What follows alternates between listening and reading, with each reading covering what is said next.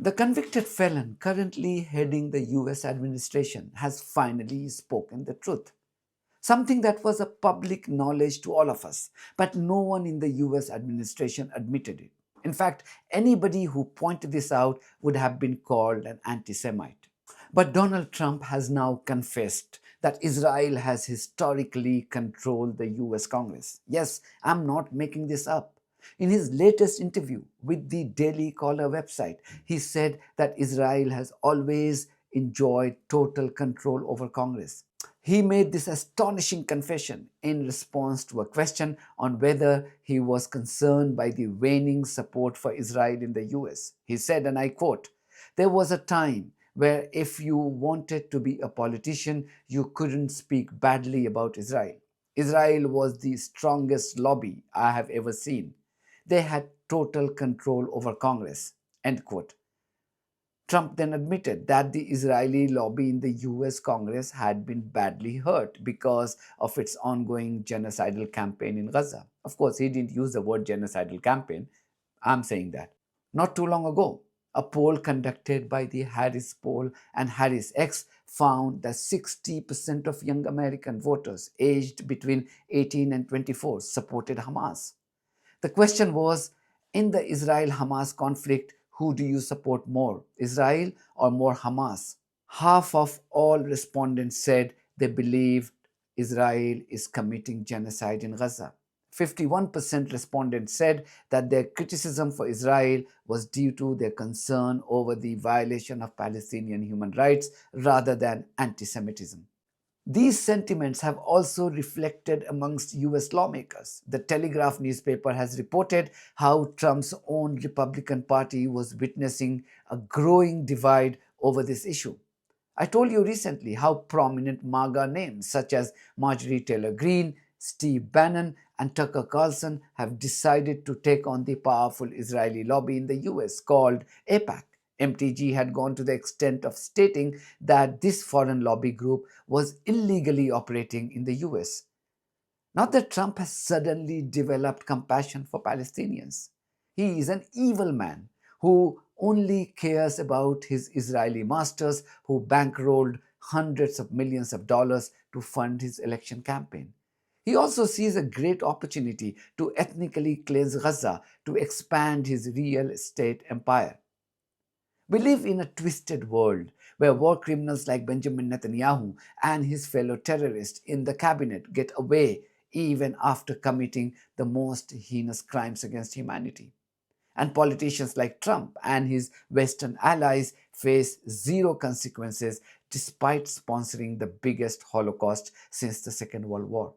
These corrupt politicians' brazen display of support for the massacre of tens of thousands of children and babies has emboldened people to take pride in harassing the victims of the genocide and anyone who expresses their solidarity with Palestinians. This is what a British national faced at London's Stansted Airport recently. A security guard had the audacity to stop this passenger as he asked him to remove his sweatshirt just because it had Free Palestine written on it. In the end, he was forced to let the passenger go.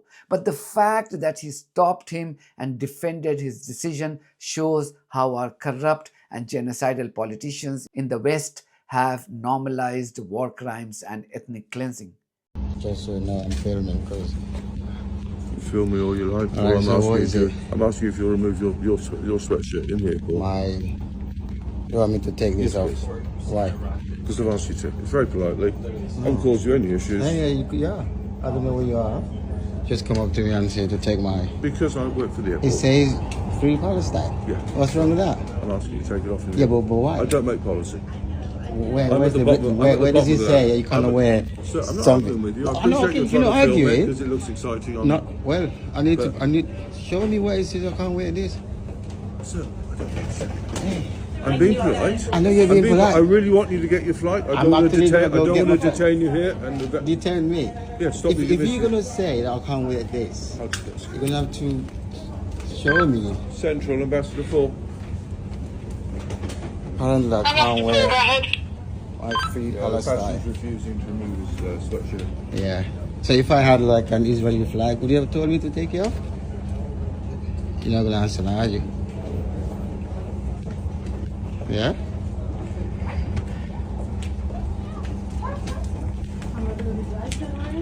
Yeah, that's fine, no worries. We'll just make a note and carry on. It's fine, no problem.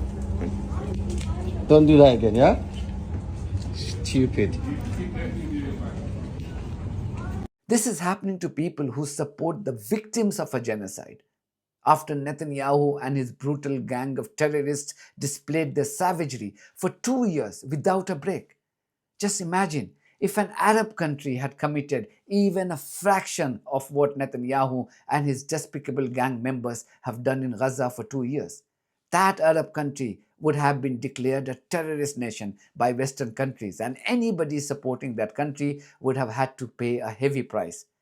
But what we witness today is a mockery of rule-based international world order. The IDF, the most organized and sophisticated terror outfit, which has slaughtered hundreds of thousands of innocent people, and they continue to do so, and destroyed the whole of Gaza, enjoys the support of these Western politicians. One music artist called Bob Villan calls for their death at a music event, and the entire might of the British government swings into action to punish the artist, and Parliament debates the issue for days. But another group called Palestine Action opposes this slaughtering of innocent people, and it gets proscribed as a terrorist organization.